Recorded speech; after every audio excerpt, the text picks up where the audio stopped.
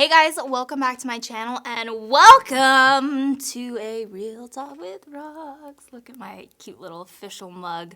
I got this for Christmas. My mom gave this to me and she got it from her coworker named Stephanie. So thanks Stephanie for making this because it's so cute. Alyssa, of course.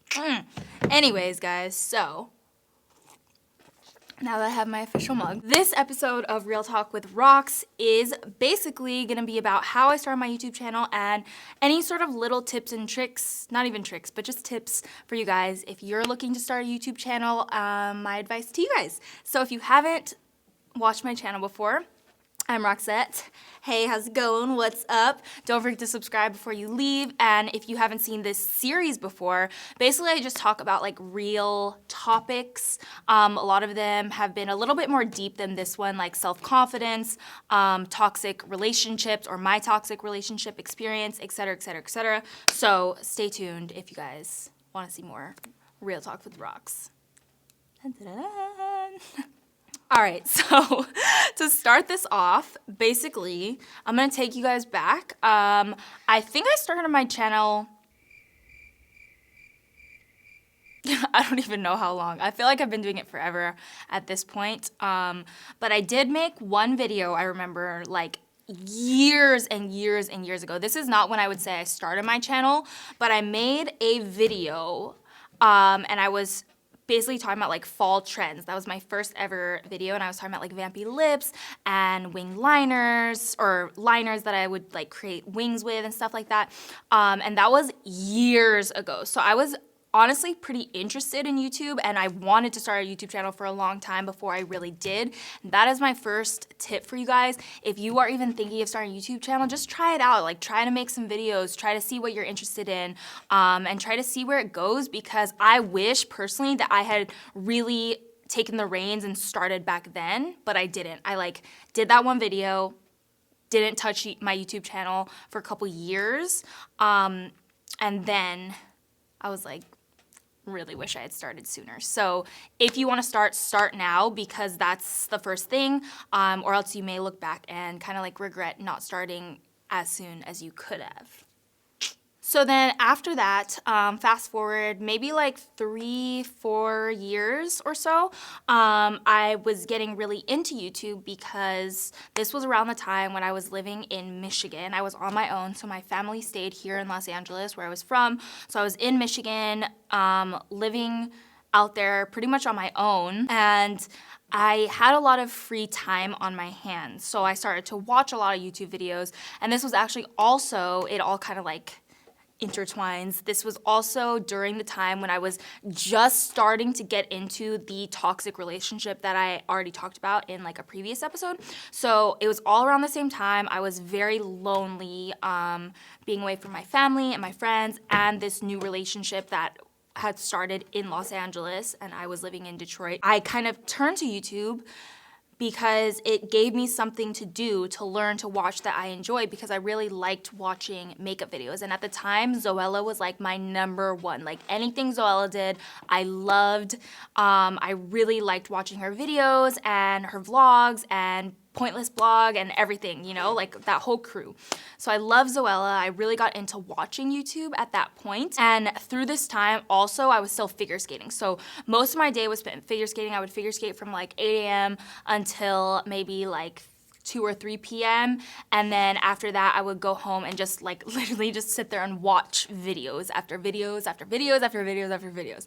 So after a couple months of doing that, and obviously fast forward a little bit, the relationship started to like kind of take a turn.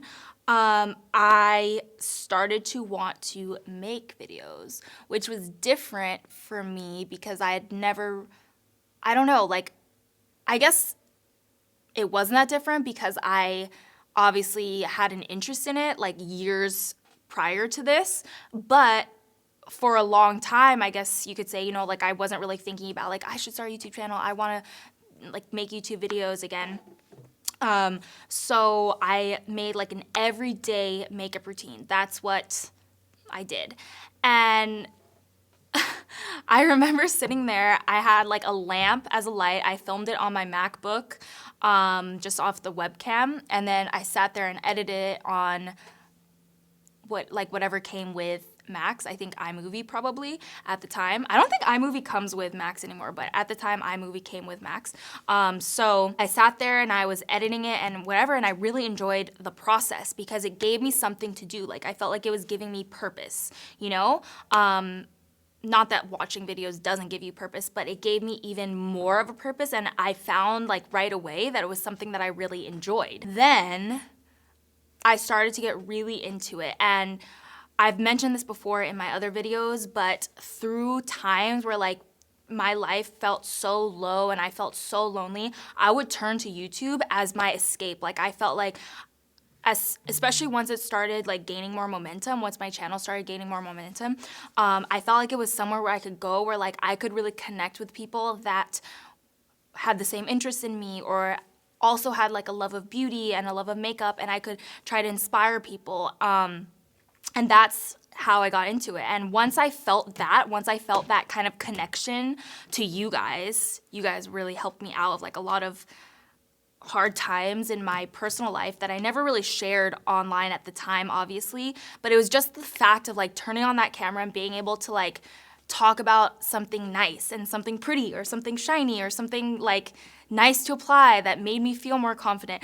That gave me such an escape from like my personal struggles that I was going through that I really stuck with it. And again, like once I saw it start to gain like a lot more momentum and I saw that you guys were really enjoying the videos and stuff like that, I stuck with it, and here we are. Like that's pretty much the story of how I started my YouTube channel. Was just kind of like it flowed with my life, and then that brought me to where I was. During YouTube, I lived different places. I lived in Detroit, obviously, when I was first really first getting into it. Then shortly after that, I moved to Vancouver, Canada, lived there for a couple years, and then I was almost at a crossroads, actually. I was a little bit at a crossroads. So I was moving all these places because of my figure skating. I was a professional figure skater, a competitive figure skater, I guess you could say, all of my life. So I was moving these places for my training. And at one point, my channel was like, I was really putting in a lot of effort into my channel. It was growing like faster than ever at the time. And then on the other hand, my figure skating, like I had been figure skating at this point for close to 20 years, and my figure skating partner decided to quit skating.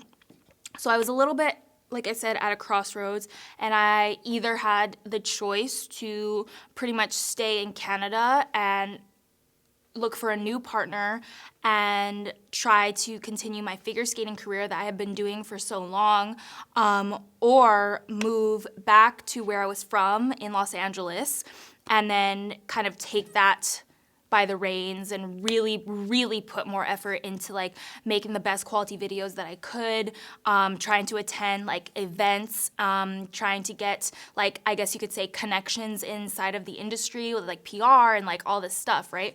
So it was really hard for me at the time. Like looking back, obviously I'm happy with the choice that I made, but at the time I was just like in turmoil, because I obviously had figure skated for so long and I put so much of my life and so much effort into figure skating that the thought of not being a figure skater anymore was a little bit like shocking, I would say.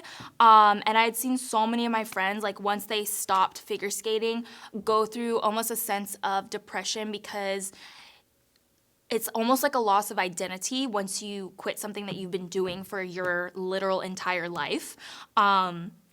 So eventually, you know, I obviously made the decision to focus on YouTube and move back to California and be with my family and take that route.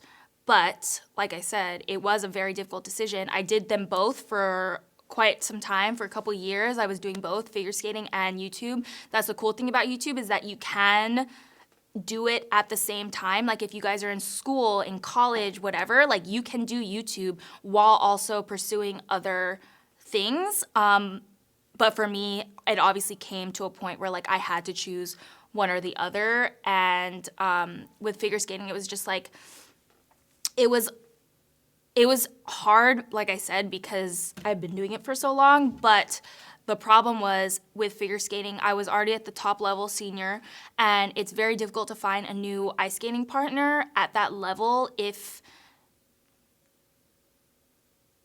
I don't know why I said if, but just it's difficult to find a skating partner, especially for a girl, because there's not as many men as there are women, and especially for me, because like I'm kind of tall for a figure skater, so I have to look for guys that are over 6 foot and that would be able to lift me and also actually skate well with me, like artistically skate well with me and stuff. So it was more of a long shot, I guess you could say, and it was just coming up on the Olympic cycle, I believe.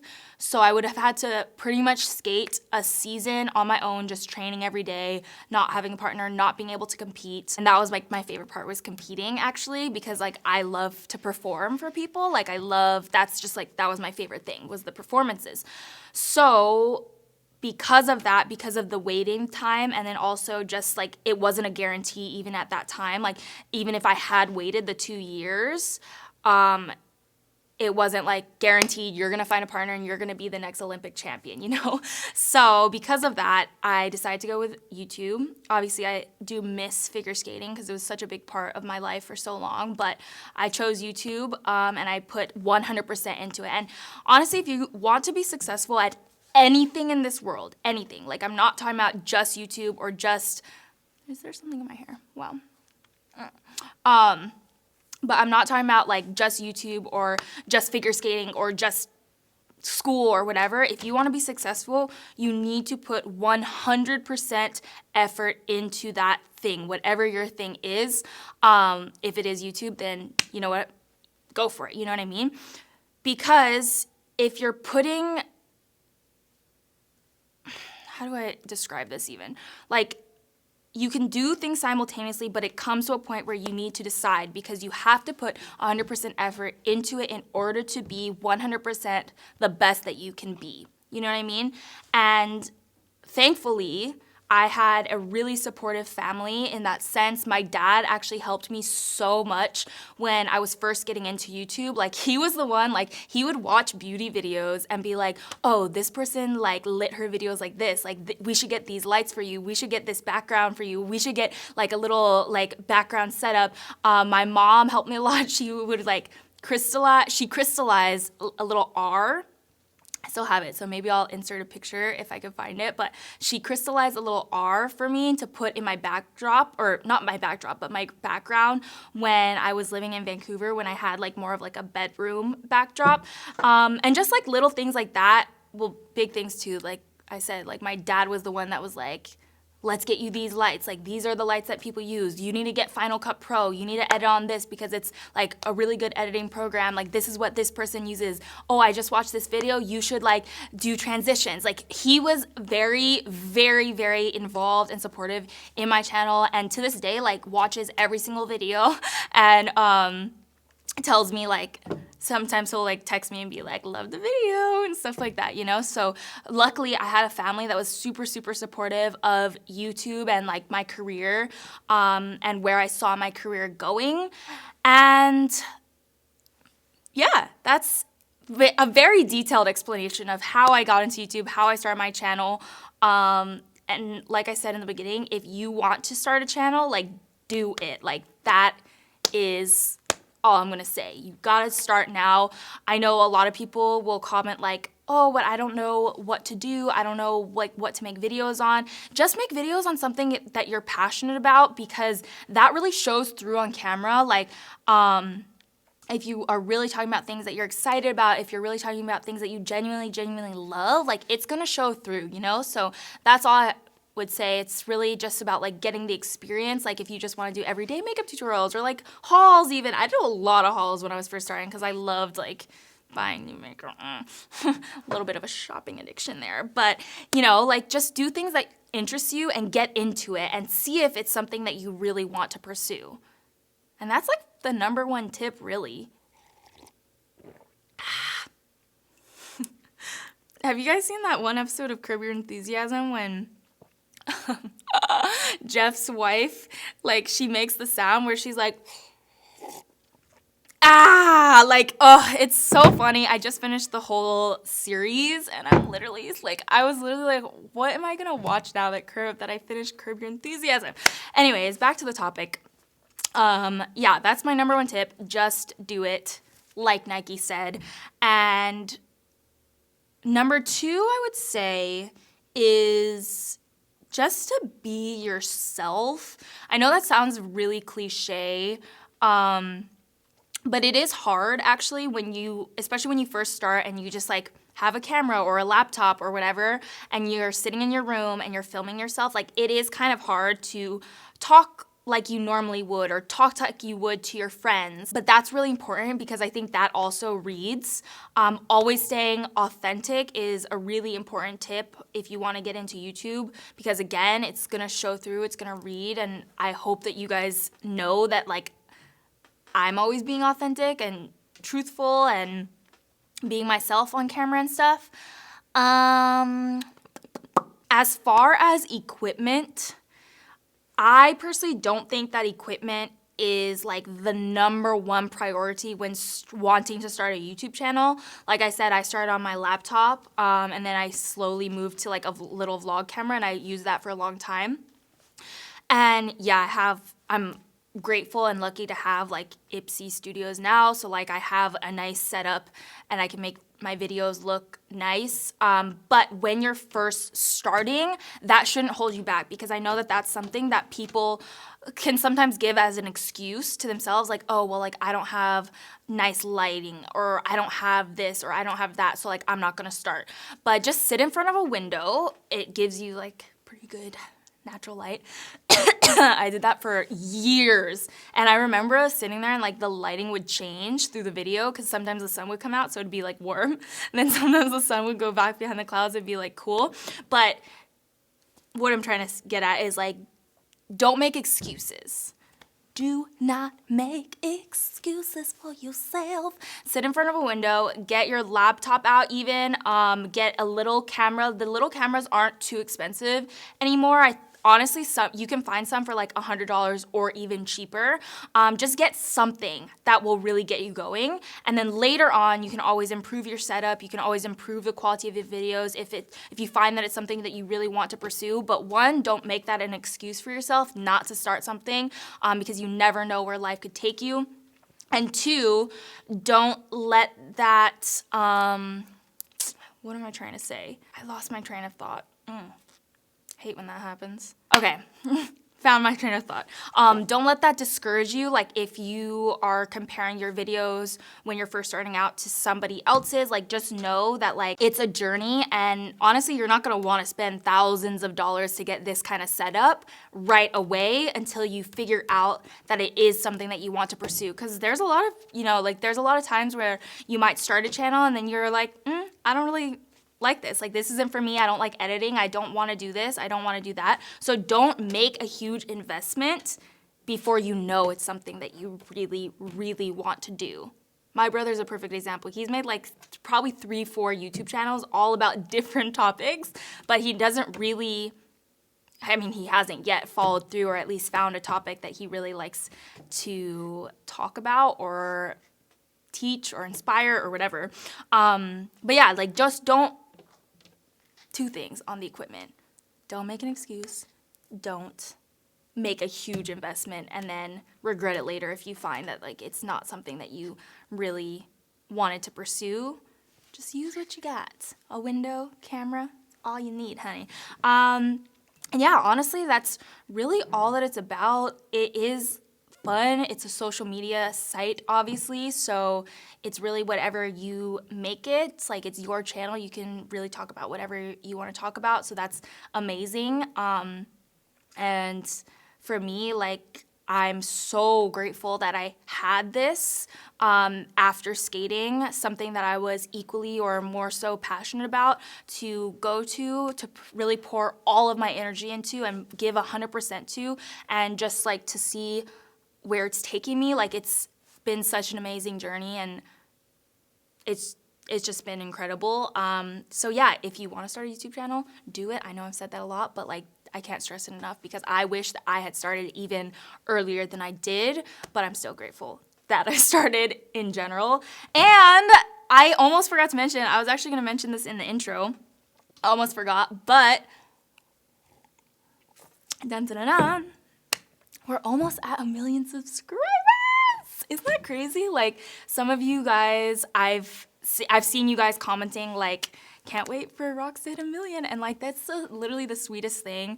A lot of you guys are saying that you've been with me since like 10,000 subscribers. Somebody actually wrote that she was under 100, like one of the first 100 subscribers to ever be subscribed to my channel. And I'm pretty sure the first like 5 were probably like my brother, my mom, my dad, etc., etc., etc. So it's crazy to see this journey and like see where we've come and to see that we're almost at 1 million. Like, it's insane. I'm gonna do a big giveaway at 1 million subscribers to thank you guys for all of your support. I'm planning to give away like a laptop, an iPad, a bunch of makeup, and a bunch of good stuff. So make sure you're subscribed if you haven't already so you don't miss 1 million. And also tell your friends, tell your mama, tell your dada. Ow. I have side pains right now. I can't laugh too hard because it hurts. But anyways, tell all your friends and family to subscribe because, I mean, hopefully they like what they see, but also I am going to be doing a huge giveaway at 1 million subscribers. So get excited. And I think that's all I have for you guys. If I have any other tips or anything that I think of after the video, I'll leave them in the description box, just because I really do, hopefully, like, I really hope that this is helpful or was helpful. I'm trying to think if there's anything last minute that I wanted to say. Yeah, I think I'm good. Give this video a thumbs up if you liked it, if you like my Real Talk with Rox series. And if you guys want to see more, don't forget to subscribe, like I said, or if you just want to win a lot of free stuff, good stuff, coming soon at 1 mil.